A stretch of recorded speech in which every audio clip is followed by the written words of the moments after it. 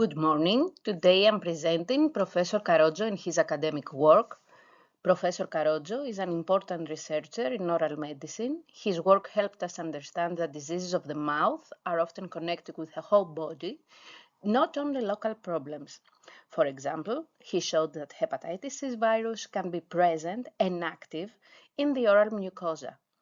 This changed the way we think about oral lichen planus. He also studied how the immune system is involved in oral diseases, helping us understand why these conditions happen. His research has shown that some oral diseases may have a risk of becoming cancer, so patients need long-term follow-up. In addition, he has done clinical studies that improve treatment, helping doctors choose the best therapies for their patients.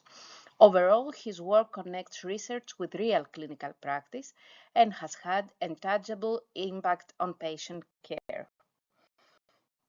Thank you very much.